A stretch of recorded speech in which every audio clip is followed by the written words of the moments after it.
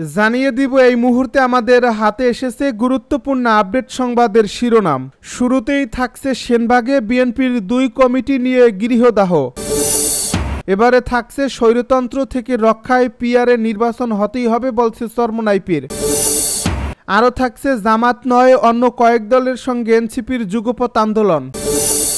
এবারে থাকছে কিছু আসনের লোভে পিআর চাইলে জাতীয় জীবনে ভয়ঙ্কর পরিণতি আসবে বলছে বিএনপি নেতা সালাউদ্দিন।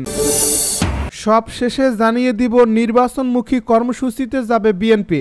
এতক্ষণ শুনছিলেন হাতে থাকা আপডেট সংবাদের শিরোনাম, এবারে বিস্তারিত। তবে তার আগে অনুরোধ রইল ভিডিওটিতে একটি লাইক এবং কমেন্ট করে জানিয়ে দিন ভিডিও সম্পর্কে আপনার মূল্যবান মতামত। আরও জানিয়ে দিন ভিডিওটি কোথা থেকে দেখছেন বা কোন জেলা থেকে দেখছেন। সেনবাগে বিএনপির 2 কমিটি নিয়ে গৃহদাহ। সপ্তাহখানেক আগে নোয়াখালীর সেনবাগ উপজেলা ও পৌর বিএনপির আহ্বায়ক কমিটি ঘোষণা করেছেন জেলার নেতারা। এ নিয়ে দলটির পদবঞ্চিত স্থানীয় নেতাদের মধ্যে অসন্তোষ দেখা দিয়েছে। তারা অভিযোগ করেছেন জ্যেষ্ঠ ও ত্যাগী নেতাদের বাদ দিয়ে হাইব্রিড ও সুবিধাবাদী লোক দিয়ে কমিটি গঠন করা হয়েছে। এর পেছনে মোটা অঙ্কের টাকার লেনদেনও হয়েছে। জেলার নেতারাই এসব অভিযোগ অস্বীকার করেছেন। বিএনপি সংশ্লিষ্ট সূত্র জানায়, গত 8 সেপ্টেম্বর রাতে নোয়াখালী জেলা বিএনপির আহ্বায়ক মাহবুব আলমগীর আলো ও সদস্য সচিব হারুনুর রশিদ আজাদের সই করা পৃথক বিজ্ঞপ্তিতে উপজেলা ও পৌরসভার আহ্বায়ক কমিটি ঘোষণা করা হয়। উপজেলা কমিটিতে মোহাম্মদ মোক্তার হোসেন পাটোয়ারিকে আহ্বায়ক ও মোহাম্মদ আনোয়ার হোসেন বাহারকে সদস্য সচিব করে 56 জনের নামে উল্লেখ করা হয়। এছাড়া মফিজুল ইসলামকে আহ্বায়ক ও মোহাম্মদ শহীদুল্লাহকে সদস্য সচিব করে ঘোষিত হয় 38 সদস্যের পৌর বিএনপির কমিটি। 9 সেপ্টেম্বরেই ওই কমিটি বাতিলের দাবিতে সেনবাগে দফায় দফায় বিক্ষোভ সমাবেশ করেন দলটির নেতাকর্মীরা। সেদিন বিকেলে বিক্ষোভ করেন বিএনপি চেয়ারপারসনের উপদেষ্টা ও সাবেক বিরোধী দলীয় চিফ হুইপ জয়নুল আবেদিন ফারুকের অনুসারী অংশ। পরদিন দলের কেন্দ্রীয় কার্যনির্বাহী কমিটির সদস্য আলহাজ কাজী মফিজুর রহমানের অনুসারীরা বিক্ষোভে নামেন। সেখানে উপজেলা বিএনপির যুগ্ম আহ্বায়ক গোলাম হোসেন বক্তব্য দেন। তিনি অবিলম্বে সদ্য ঘোষিত 2টি আহ্বায়ক কমিটি বাতিলের দাবি জানান, না হলে কঠোর আন্দোলনের হুমকি দেন। তাদের কর্মসূচির পরদিন ঘোষিত কমিটিকে স্বাগত জানিয়ে বাদ্যযন্ত্র দিয়ে আনন্দ মিছিল করেন জেলা বিএনপির সদস্য আব্দুল মান্নানের অনুসারীরা। স্বৈরতন্ত্র থেকে রক্ষায় পিআরে নির্বাচন হতেই হবে বলছে চরমোনাই পীর। ইসলামী আন্দোলনের আমির চরমোনাই পীর সৈয়দ মুহম্মদ রেজাউল করিম বলেছেন, মুক্তিযুদ্ধে লাখো মানুষ জীবন দিয়েছিলেন সাম্য, মানবিক মর্যাদা ও সামাজিক ন্যায় বিচারের জন্য। কিন্তু দেশ বারবার স্বৈরতন্ত্রের কবলে পড়ছে। এ থেকে মুক্তির জন্য পিআর পদ্ধতিতে জাতীয় নির্বাচন আয়োজন করতে হবে। জুলাই গণ অভ্যুত্থানের দেওয়া এর সুযোগ নষ্ট করলে ইতিহাস ক্ষমা করবে না। মঙ্গলবার রাজধানীর বাসাবো খেলার মাঠে জনসভায় এসব কথা বলেন চরমোনাই পীর। তার দল পিআর চাইলেও ঢাকা 9 আসনের নির্বাচনী প্রস্তুতির অংশ হিসেবে এ সভা করা হয়। এ আসনে হাতপাখার প্রার্থী শাহ ইফতেখার তারিককে পরিচয় করিয়ে দেওয়া হয়। প্রাথমিকে ধর্মীয় শিক্ষক নিয়োগ দিতে হবে। চরমোনাই পীর বলছেন, শিক্ষার মানে অবনতিতে প্রাথমিক বিদ্যালয়গুলো শিক্ষার্থী শূন্য হয়ে যাচ্ছে। শিশুদের মানসিক ও আদর্শিক ঘাটতি দেখা যাচ্ছে। সরকার সেদিকে নজর না দিয়ে গানের জন্য শিক্ষক নিয়োগ দিচ্ছে। কিন্তু সরকারের উচিত স্কুলগুলোতে ধর্মীয় শিক্ষক নিয়োগ দেওয়া। ধর্মীয় শিক্ষক নিয়োগ না দিলে দেশের মানুষ রাজপথে নামতে বাধ্য হবে। জামাত নয় অন্য কয়েক দলের সঙ্গে এনসিপির যুগপৎ। জামায়াত ইসলামী সহ কোনো ধর্মভিত্তিক দল নয়, মধ্যপন্থীদের সঙ্গে যুগপৎ আন্দোলনে যেতে পারে এনসিপি। গণ অধিকার পরিষদ, এবি পার্টি এবং আপ বাংলাদেশের সঙ্গে দলটির আলোচনা চলছে। 2-1টি দল একীভূত হতে পারে। এছাড়া ডাকসু ও জাকসু নির্বাচনে ভরাডুবির কারণে বাংলাদেশ গণতান্ত্রিক ছাত্র সংসদকে পুনর্বিন্যাস করে দলের নিয়ন্ত্রণে আনার চেষ্টা রয়েছে।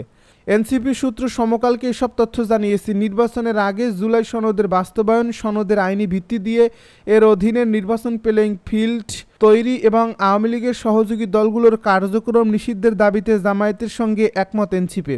দল দুটির সঙ্গে 2 দফা বৈঠক হলেও জামায়াতের যুগপৎ আন্দোলনে যায়নি এনসিপি। কারণ হিসেবে এনসিপি পিআরের কথা বলছে। দলটির ভাষ্য, জামাত সংসদের উভয় কক্ষে পিআর পদ্ধতিতে নির্বাচন চায়। এতে একমত নয় এনসিপি, তারা শুধু উচ্চ কক্ষে পিআর চায়। বিএনপি উচ্চ কক্ষে ও পিআরের বিরোধী। তবুও জামায়াত নয়, বিএনপির সঙ্গেই সখ্য রাখার পক্ষে এনসিপির একাংশ। অন্তর্বর্তী সরকারের উপদেষ্টা মাহফুজ আলম জামায়াতের সঙ্গে সমঝোতার বিরোধিতা। জামায়াতের সঙ্গে এনসিপির যুগপৎ আন্দোলনের সম্ভাবনা সৃষ্টি হলে তিনি ফেসবুকে লেখেন, আর ছায়া মওদুদিপন্থী দল বাংলাদেশের রাজনীতিতে প্রয়োজন নেই, ইতিমধ্যে অর্ধ ডজন রয়েছে। এনসিপি রাজনৈতিক লিয়াজু কমিটির প্রধান আরিফুল ইসলাম আদিব বলেন, জুলাই সনদ এবং নতুন সংবিধান নিয়ে অন্যান্য রাজনৈতিক দলের সঙ্গে আনুষ্ঠানিক আলোচনা হয়েছে। এনসিপি কেবল উচ্চকক্ষের জন্য পিআর পদ্ধতিতে নির্বাচনের পক্ষে। জাতীয় পার্টির সাংগঠনিক কার্যক্রম স্থগিতের দাবি এনসিপির পক্ষ থেকেও সমর্থনযোগ্য। কিছু আসনের লোভে পিআর চাইলে জাতীয় জীবনে ভয়ঙ্কর পরিণতি আসবে বলছে বিএনপি নেতা সালাউদ্দিন। কিছু আসন বেশি পাওয়ার লোভে কেউ সংখ্যানুপাতিক পদ্ধতিতে নির্বাচন চাইলে জাতীয় জীবনের জন্য ভয়ঙ্কর পরিণতি নিয়ে আসবে বলে মন্তব্য করেছেন বিএনপির স্থায়ী কমিটির সদস্য সালাউদ্দিন আহমেদ। মঙ্গলবার রাজধানীর গুলশানের নিজ বাসায় সমসাময়িক ইস্যুতে কথা বলার সময় সালাউদ্দিন আহমেদ এসব কথা বলেন। তিনি বলেন, প্রত্যক্ষ ভোটের মাধ্যমে সংসদ সদস্য নির্বাচিত করা একটি পরীক্ষিত পদ্ধতি। তার বাইরে কেউ যদি রাজনৈতিক স্বার্থে অথবা কিছু আসন বেশি পাওয়ার লোভে সংখ্যানুপাতিক পদ্ধতিতে নির্বাচন চায়, সেটা জাতীয় জীবনের জন্য এক ভয়ঙ্কর পরিণতি নিয়ে আসবে। বিএনপি নেতা সালাউদ্দিন আহমেদ বলেছেন, ঐক্যমত্য কমিশনের সূচিতে নিম্নকক্ষে পিআর পদ্ধতির প্রস্তাব না থাকলেও রাজনৈতিক উদ্দেশ্যে কেউ আন্দোলনে নামলে রাজনৈতিকভাবেই তা মোকাবেলা করবে বিএনপি। জাতীয় পার্টি ও 14 দল নিষিদ্ধের দাবির প্রসঙ্গে তিনি বলেন, নির্বাহী আদেশে রাজনৈতিক দল নিষিদ্ধ করার পরিণাম ভবিষ্যতে ভয়ঙ্কর চর্চার রূপ নেবে। নির্বাহী আদেশে রাজনৈতিক দল নিষিদ্ধ করতে গেলে স্বৈরাচারের সঙ্গে যুক্ত 28টি দলকে নিষিদ্ধ করতে হবে। নির্বাচন কাদের নিয়ে হবে, এটার উদ্দেশ্য এমন হতে পারে যে নিজেদের অতিরিক্ত সুবিধা নিতে আন্দোলনকারীরা আরও দলের নিষিদ্ধের দাবি জানাতে হবে।